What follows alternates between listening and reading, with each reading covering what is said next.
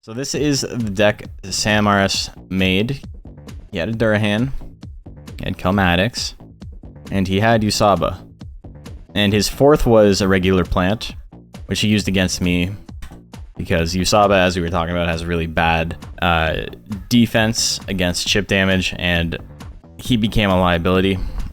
Plant with a slightly more health ended up being better. So he ran double Durahan and Usaba. Pretty solid deck. We already knew this going in. That was a pretty solid deck. He had one parry, he had one shield. Didn't run a lot of defense cards. He had 3 copies of Cut in 2. Cut in 2 is a cheap chip damage card. So under Loctite, which I used against him to win a game, he was stuck using only Cut in 2 and plants attacks. He couldn't do anything else. I guess he could do triple stabs as well. We'll take a look at that in a sec. Flash Slash is a really interesting card.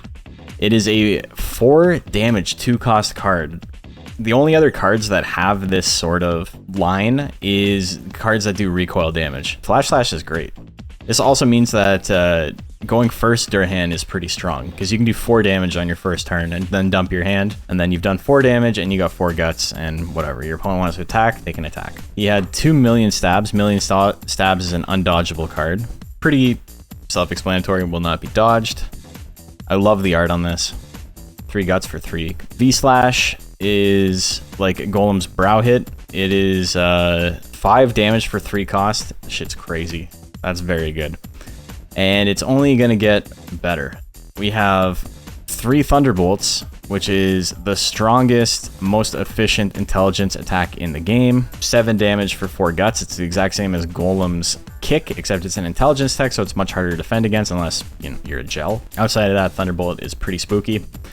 3 Deathbringers, which is kind of crazy. Deathbringer is hyper risky. If this is dodged, 3 damage will be given to this monster, so you need to land the hit. You can only use it in certain specific situations, but because this deck just dumps its hand constantly, having dead draws isn't that big of a deal because it's going to dump them anyway. And the very last one, last but not least, we got 3 aerial shots. So he has this many cards because he's got 2 Durahans, which means that on a lot of turns, he could use like an aerial shot and a Flash Slash, or Flash Slash and million stabs, or V-Slash and Cut in 2. So he could do a lot of damage really quickly. This shit is bonkers. Undodgeable 4 cost 5 damage card. There's only one other card like this in the game, and it is Muse 100 Blows, which is a power tech. Again, power techs tend to be easier to block than this. This does mean between these 2 cards, Aerial Shot and Thunderbolt, that Durahan is the best intelligence attacker in the game by a wide margin. He's fairly expensive. I mean, outside of Flash Slash and stuff. But Flash Slash itself is not fantastic without double Durahan. The main bonus of this card is the fact that spending 2 guts is usually not your entire resource pool. So you can dump Flash Slash and then use something else like V-Slash. Said you have 5 guts. Or if you have 4 guts, you can use 2 Flash Slashes, which is enough to kill like 80% of the monsters in the game. And that's kind of crazy. You end up being able to do Deathbringer damage with no downside. Downside being you can't hit aerial monsters, but whatever. And so this is what he had for Durahan. And for Plant, he had 3 Power Suns, 3 Jabs, Root Attack, which is 3 damage 2 cost tech, which is normally a vanilla attack. That's like Mochi's Headbutt, except, Plant's not primarily a power attacker. Ends up having this little issue hitting aerial monsters. That's kind of a big deal with Plant in general. You see it on Face Drill as well. I don't think he has any Face Drills in his deck. Plant just sucks against aerial monsters for the most part. 3 Nectars, 3 Pollens. Got 3 copies of PO, which is a very good offensive card that everyone should run in their deck. If you're running offense, your goal is to get a KO, you should probably run 3 copies of PO in your deck. Monster's not allowed to use any block or dodge cards until it's your next turn. It makes your power or intelligence moves twice as strong in the next turn. This is really good with things like Meditate, where you can't be withered, or things like Nya Nya or Provoke. Things that like redirect. He has no redirection. He's just like, you know what, fuck it. I'm going to survive whatever's coming up. I'll use PO. It worked against him a couple of times, but for the most part, it's a pretty good play. It's really good with Plant Wither. Yeah, it is. Aerial Shot is dumb nonsense. It's stupid. It's so strong. And then what else do we have? 3 Cool Judge. Oh no, sorry, 2 Persistence. So this makes up for his lack of defense cards because, as you may notice, this is a sub-golem. He's got no golem defense cards. Golem's only real defense card is defense. That's the name of the card. 2 cost to remove 5 power damage. It's not bad, but I mean, that really fucks with your tempo if you're spending 2 guts to defend with this deck in general. He's got the 2 side rolls, and then he's got 1 copy of Parry, 1 copy of Shield for niche situations, and then Persistence. And the reason he can get away with this is because Withering sometimes is just as good as having a defense card. If you can stop your opponent from attacking, then you don't need to worry about defending. It's that simple. So he uses Usaba to stop his opponent from doing anything with Power of Sun and Toxic Nectar or whatever, and then he'll dump his whole hand, and then he's got 3 guts or 4 guts or however many guts, and he knows there's a good chance he's going to draw something that will have lethal, because this does 5 for 3, this does 7 for 4, this does 8 for 4, this does 5 for 4. Right, between these, this is enough to kill like 90% of the cards in the game. So there's a good chance whatever he draws is going to be good enough if he's not worried about his opponent attacking. So Withering helps out a lot there. Withering, even though it's an offensive attack, it's mostly a defensive mechanic for the most part. And then additionally, he's got 2 blowaways, which is the same sort of thing. It's a defensive attack, stops an opponent from attacking. The boss is calling me, I don't know why. Stops your opponent from attacking. So say you don't have enough guts to do whatever you want to do, or you're worried about withering from your opponent, because like for example, I had 2 plants, so blowaway is hard to use against me.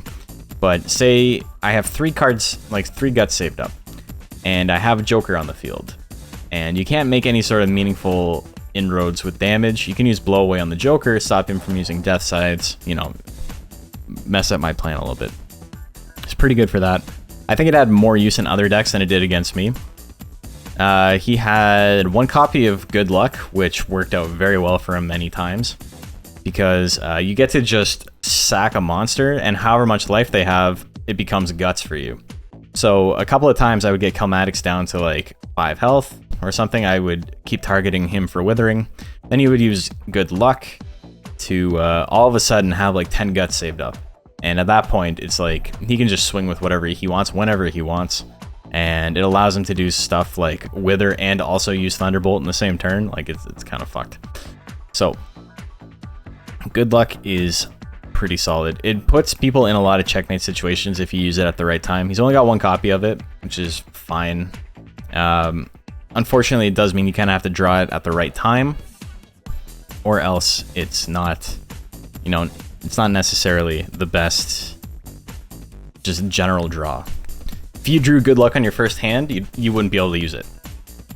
With this deck, you'd just dump it immediately, because you'd be holding onto it for so long and sacrificing so much tempo before it had any use. Sideboard doesn't really matter. It's a couple more defense cards, 3 Hot Battles, which increases damage. It's an environment card that increases damage by all attacks by 1, so that's pretty solid. A couple of Purebred Speeds, which are cards that stop your opponent from dodging the attacks of purebred monsters. As you can see, he only has 1 purebred monster. This is mixed, this is mixed. So that would be something he could only use well if he was using Durahan and Plant as well. I mean, Thunderbolt and then not being able to dodge is pretty spooky, but I can understand why he didn't want copies in his deck. This deck is very powerful. This deck is really strong. Like I said, I think, yeah, I was literally the only person able to take a game off of him, and I didn't take a set off him. I lost 2 sets to him. I took 1 game. So I lost 4 times, and I won once. But that said, I literally only lost to him as well. So I think my deck was pretty good as well. But yeah, so his deck, hyper offensive, very good at what it does.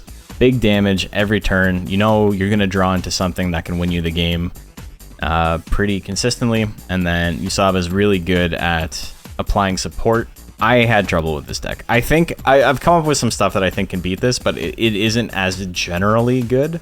So it's kind of like a rogue strategy where it might beat the top deck, but it might struggle because it's kind of gimmicky versus just like a general deck. Hard counters in card games are very difficult because you can come up with something really stupid that just isn't generally good. And I guess it's kind of like that in Monster Rancher 2 as well. You can come up with hard counters that are just like generally really bad. But I just wanted to take a look at the top 2 decks. I wanted to take a look at the offense deck and the defense deck that both did extremely well. The decks that only ever lost to each other and no one else in the tournament. And I'll post the deck lists in the description for the video when this goes live. So if you guys want a net deck, you want to see what the best of the best is, or at least have a jumping off point for your own stuff, feel free.